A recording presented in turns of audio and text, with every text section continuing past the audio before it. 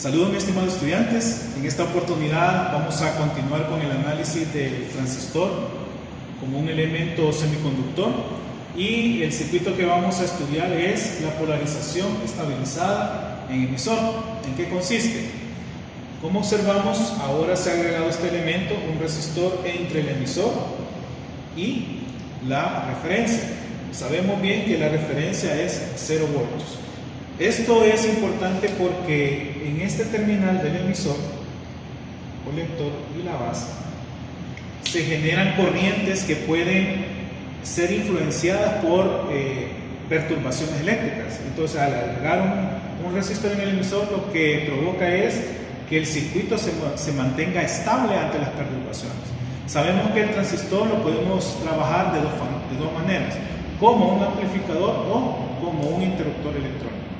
Y la clave de esas configuraciones es la corriente que circula por la base. Entonces, los parámetros importantes para este circuito sigue siendo la corriente de base, está por aquí la corriente de colector. Conocemos que acá se provoca o se genera el voltaje colector-emisor, y entre estos terminales, la base y el emisor, encontramos el voltaje base-emisor.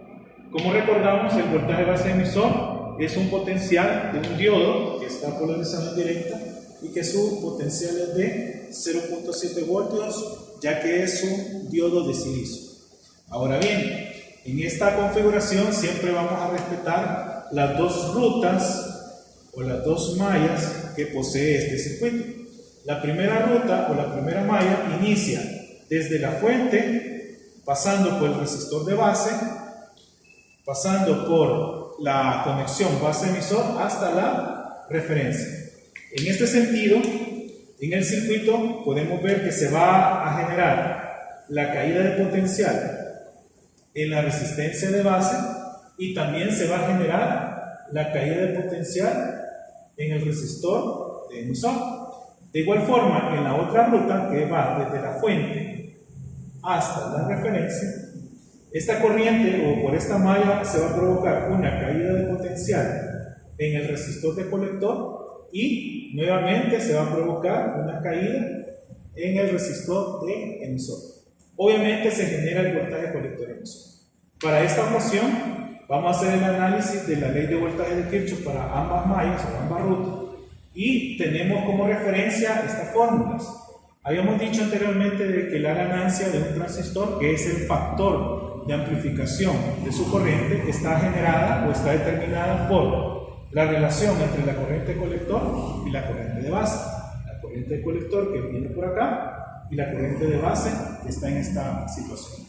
Esa es la ganancia, pero para esta configuración hay una salvación, o hay una fórmula que me va a ayudar a establecer correctamente la ecuación de la ley de voltaje de Kirchhoff. Esto se explica en el capítulo 3 del libro de Boyleston, y me dice que la corriente de emisor, obviamente, por aquí se va a generar la corriente de emisor. No se puede, o vamos a tener una nueva corriente que no está relacionada directamente con la base ni con el colector. Para esta oportunidad se genera esta igualdad o como una ecuación auxiliar, y me dice que la corriente de emisor es beta más 1 por la corriente de base. Esto me va a ayudar para que la ecuación de la ley de voltaje de Kirchhoff quede en función de la corriente de base. De igual forma, cuando hagamos acá la ruta desde el colector hasta el emisor, vamos a tener esta salvedad y vamos a decir que la corriente de emisor es aproximadamente igual a la corriente del colector. Con estas dos ecuaciones auxiliares nos ayudan a que la ecuación de la ley de voltaje de Kirchhoff sea estable y se mantenga en una sola variable. Como les digo, vamos a establecer la ley de voltaje de Kirchhoff en la malla base-emisor, y nos queda la ecuación de la siguiente forma: ley de voltaje de Kirchhoff en la malla base-emisor. Nos queda la siguiente forma: menos VCC más el voltaje en el resistor de base más el voltaje base emisor más el voltaje en la resistencia del emisor, y esto igual a 0. Esta ecuación nos determina la ley de voltaje de Kirchhoff para la ruta malla base emisor.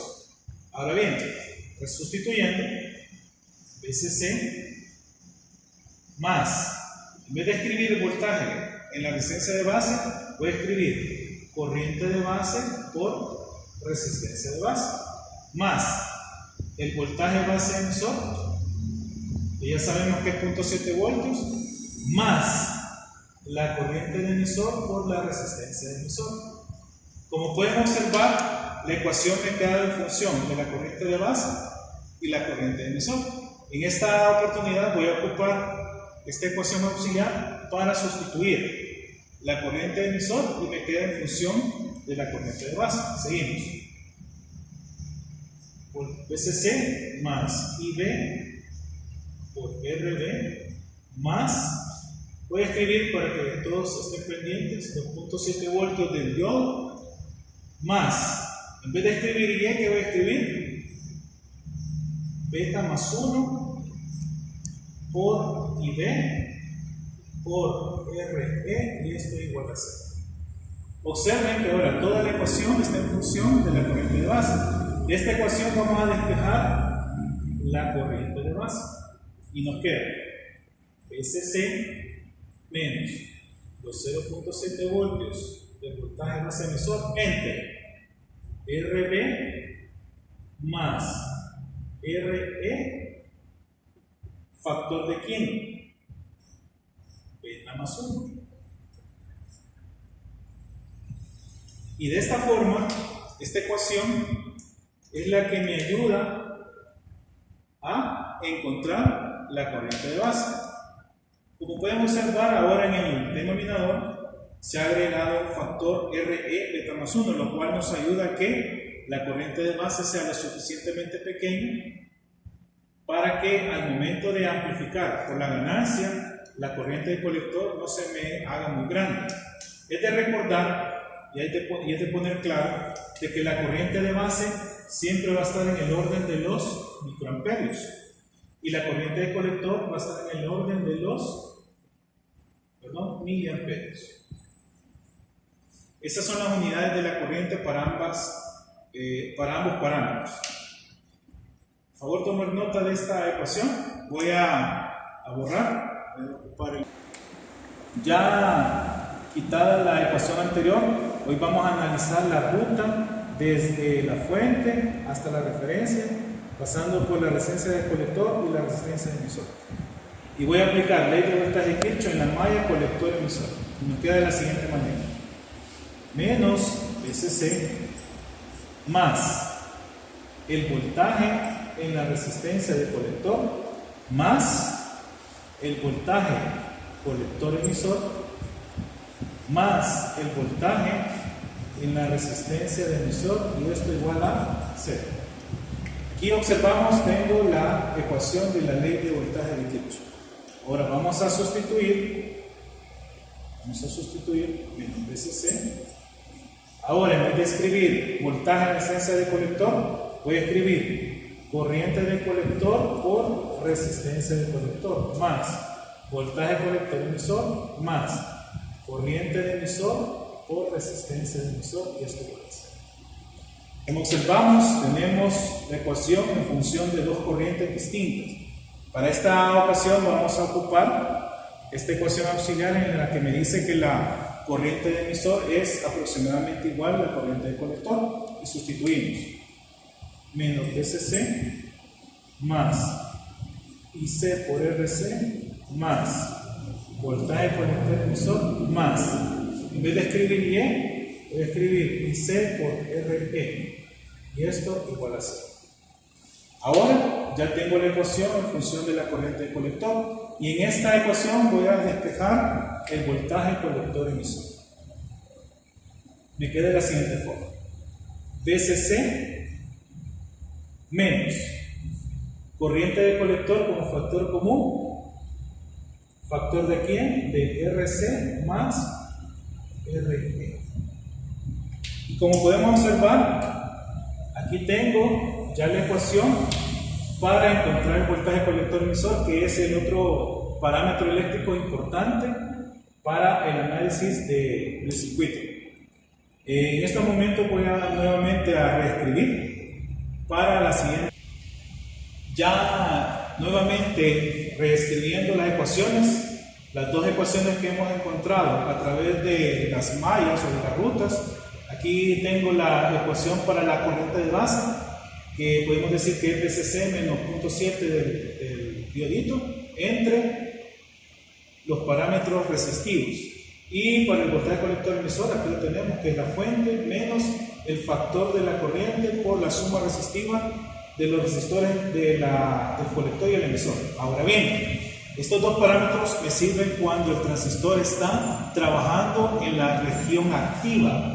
Si nosotros nos recordamos en esta gráfica, nosotros vamos a recordar las tres zonas de trabajo del transistor. Esta es la recta de carga. En esta zona, la parte central es la región activa. En esta región, el transistor trabaja como un amplificador. En la región de corte y en la región de saturación,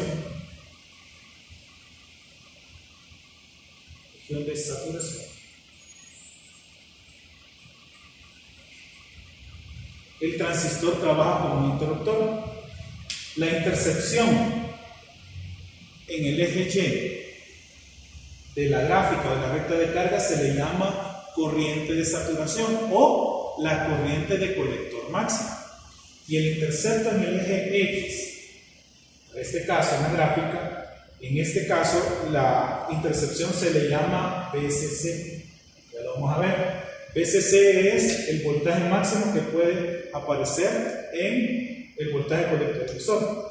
Recordemos que el símbolo electrónico del transistor lo tenemos de esta forma. Ahora, ¿qué pasa o cómo puedo calcular o cómo puedo encontrar este punto? Sabemos que este punto es cuando el transistor entre el colector y el emisor hay un circuito abierto.